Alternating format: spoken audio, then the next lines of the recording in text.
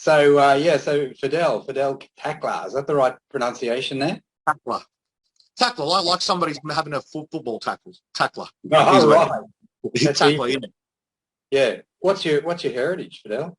Lebanese. My parents were both born in Lebanon. They met each other here and got married here. And I was born and raised here. Right.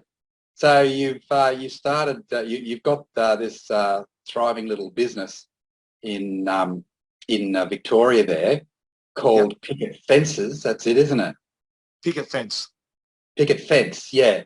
And it's a what would you call it? Cafe, Yeah, it's like a restaurant? daytime, like cafe brunch, Yeah. little quiet place, You nice don't music. open right. You don't open at night, do you? No, it's only daytime. Just Is it morning and lunch. right? Like 7 days a week, It's 6 days, runs from Monday to Saturday. Monday to Saturday. Yeah. Started the business in 2018. How have you? What's your experience been since you kicked off with it? Well, it's great. So this is my first venture into like running my own show. And it was interesting because like the first year and a half was great. And then 2020 came and then obviously that was a lot of fun. Couple of years going on into lockdown. But it's still been great. It's been a great experience, but it's been a lot of fun there. The area's great. People are great. Yeah, were you as affected by lockdowns as much as other parts of, let's say, Melbourne were affected? Uh, Not so much. I feel like I managed it well. That's what it was. I managed it well. I was on top of everything. Karuna helped me out a lot with a lot of it. My accountant, she took care of a lot of things, especially during the pandemic, during the lockdowns. And honestly, we managed it. And it as bad as this sounds, I don't know, because it almost feels like I'm bragging, but it actually felt really easy during it. I wasn't Yeah. one of the ones that suffered like other people. I just managed it really well. Was it? Yeah, well, that's fantastic. I'll talk about that in a minute. But during that sort of those bad days, that bad period, um, were you prohibited from having like sit down diners, so people Oh sitting yeah, down? everything. Oh yeah, all that was restricted completely to takeaway. Yeah. Like running, there was no sit down whatsoever. No one could stand in the shop. There was like, only 5 people permitted at a time because of the size of the shop. So I had all those restrictions, but lucky for me, my shop, I got double bifolding doors that completely open up. So everyone really felt comfortable coming in because I had like a giant 4 meter wall. And the coffee machine's pretty much right there at the front. So it was very easy, just people in and out. But it was like we had all the lockdowns, but I just tried to have fun with it. So I was playing music really loud. I was having trying to just keep everyone upbeat. So people just it ended up working in my favor because so many people were so depressed, and I felt for everyone. But it was like you can't sit there and just frown every single day. It's like you just got to just keep smiling and keep going and just keep pushing Yeah. forward. Yeah, that's awesome. So you're like the public face of the business. Is that right? Exactly. So I like to keep everyone happy. Like it's I don't know. yeah, That's why I got yeah. into hospital. So what effect do you think that had on customers? Made them feel more confident about Well, it made them feel going comfortable because I there? kept hearing the same story. Because I actually gained a lot of new customers just from them telling me everywhere they're going, it just feels so dull and quiet, and like everyone it's got like a real downer feel, and I just didn't want that to happen. So I thought, all right, if we're going into lockdown, it means no one's going to be here. So I just started playing all the music that I personally like. So it was all heavy metal, rock music, and I was playing really, really obnoxiously loud. You almost had to it felt like you were in a nightclub when you walked in there. And I thought, look, there's no point. No one can complain. They're not going to be here long enough for it to actually matter because you have to go home after you eat your coffee. Yeah. But honestly, we had and it just made people really inviting. To actually want to come in, and also felt like there was a party out the front when we got real busy because everyone just wanted to come. They wanted to see what was going on because it just felt like there was atmosphere there. But I think that's where people made the mistake that they should have just had fun with it because it was like, what else can you do? Yeah. Honestly, That's great. we really prohibited a lot of talk about the pandemic. I said, whatever. I go, tell me about your kids. Tell me about this team you like, sports, anything else, because we don't need to talk about that because that's all you're ever talking about. Yeah, exactly. So that's great. That's a really a sort of a contrarian approach that you've taken there. You must Yeah, have, you must I'm have a not gonna lie, fair. I got the idea from my cousin, to be honest, who's got a hair salon, and he actually told me to go do that because he did that in his salon. He said you can talk about whatever you like, just no COVID talk.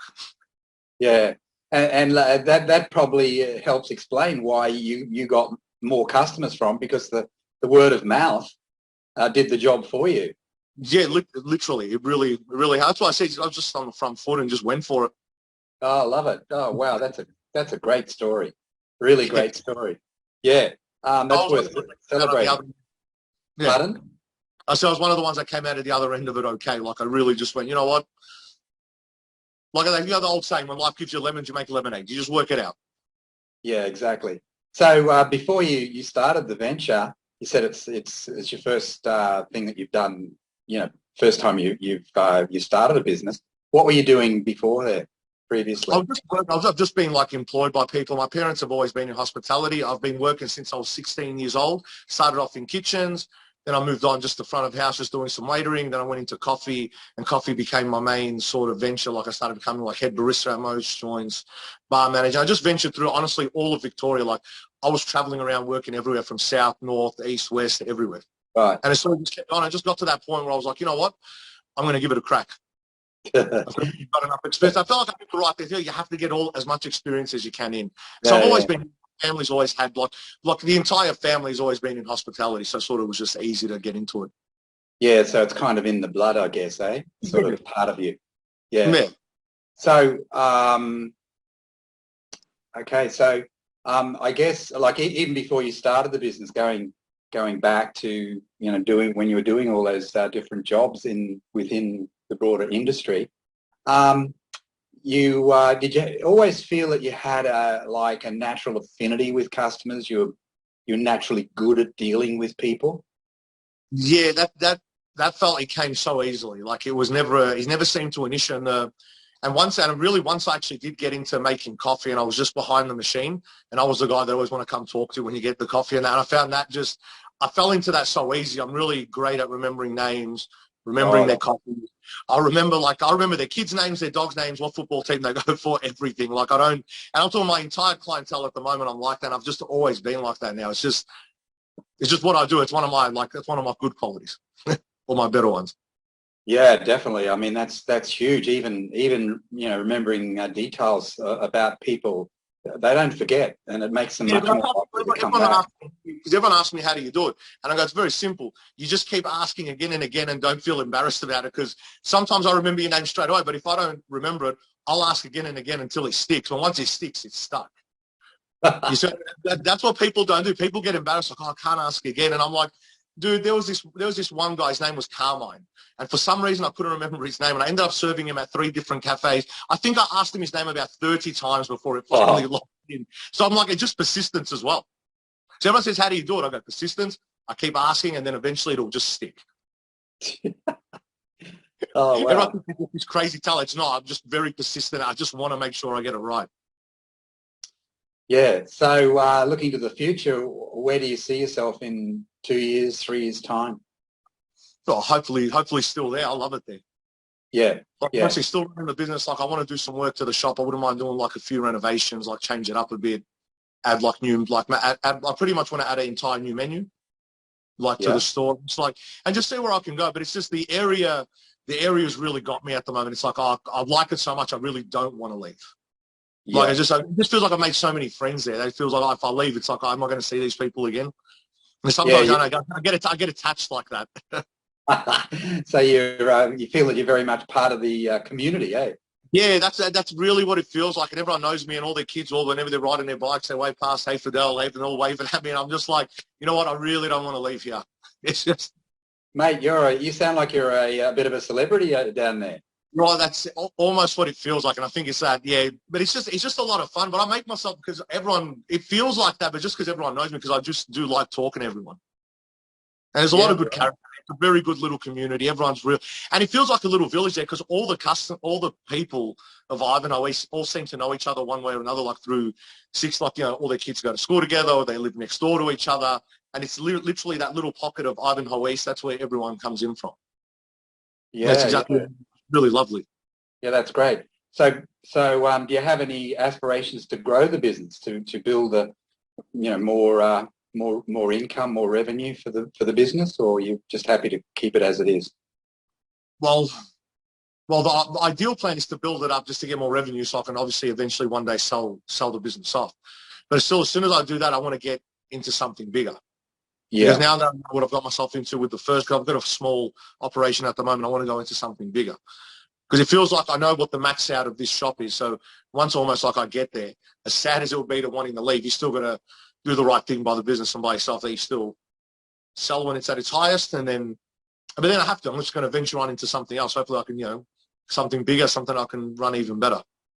Yeah, but staying within the industry, within the... Yeah, I'll guarantee cafe. Yeah, yeah. I've been in fish and chips. We've been in restaurants, and I will never do nighttime work again. There is no way. Yeah, yeah. I relate. Yeah, I can relate to that. And it seems like, just looking at some of those reviews, it seems like some of the food that you prepare or you serve people is popular. They like it. They like the style of food that you do. You get that feedback, I guess. Yeah. Yeah, yeah, that's great. And so, how long have you been working with Karuna, your accountant? Since she was on board with us day one, since I took over the business. And that's the first time I actually met her. How did you hear about her? It was interesting. So her husband is the man that helped us to secure the loan for the business. And he was telling me he need a good accountant. And he was actually very resistant as to giving that accountant. Because I go, I don't have an accountant. He goes, he felt bad because it was his wife. He didn't want to feel like he was just, it felt like obviously he was going to be biased towards. I go, no. I go, bring her on board. And it was like, honestly, it was the best decision I made. Yeah, that's great. Work with her and a team. So good. Yeah. So what sort of changes or improvements, or what sort of positive outcomes have you noticed as a result of working with Karuna? Honestly, it is everything. I never understood how important having a good accounting team behind you actually is, until something like a pandemic hits. And just so many people that have had issues with getting this or getting that or any sort of support from the government or whatever. Karuna has been not such a good friend, but just her team and the way that she works has just felt like I don't really have to do anything. So it's allowed me to just focus on the stuff that I do well, which is serve customers, do all that and have the best time at work. And she's taking care of everything. If I didn't have her, there's no way that shop would have run. Yeah. There's really no. She has taken care of every. I don't even know. To break it down, I'm talking made it easy for me to cover BAS statements where people have had a lot of problem with paying their taxes. Where she's put me on payment plans so I can just pay it weekly instead of saving up and then have it ready. So it's just easily for me to compartment all the money, all the takings in the week, exactly where it needs to go. It's just made it very easy to run, very smooth to run. It's been great. She's also been a great friend on top of all that. Yeah, she's a very nice person. I've come to realise that over the last couple of months.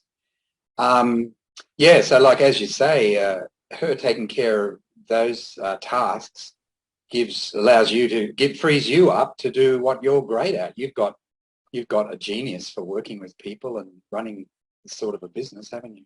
Yeah, it's just, but I'll tell you, it was how much I've actually needed. And even when she is on holidays or she takes time off, it's not like you can't reach her. She always leaves other people, just to get everything done. So it never feels like you're just a fish out of water. It never feels like I can't get in contact with her.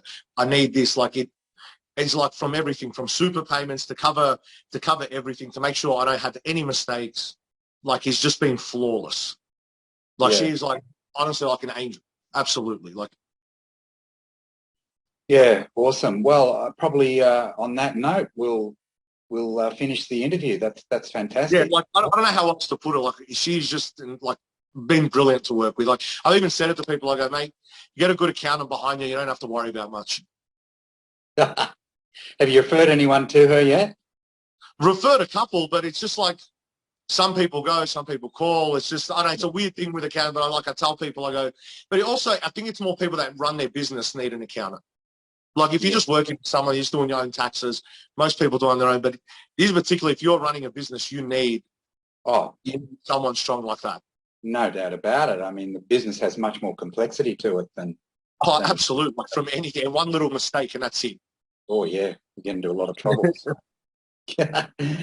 All right, mate. Well, let me... Is there a green screen behind you? No, mate. It's just a digital image Oh, that's what it is. Because sometimes your hands come in and out, like so it'll like be in there, but then it feels like it gets like it like almost disappears. Yeah, there's a bit of a glitch with this one. I think it's a lighting problem. Someone said it's a lighting problem. So there's a little bit of migration, like I move my head and sort of comes out here a bit. And Yeah, that's, it's a bit, yeah. I got behind the green screen.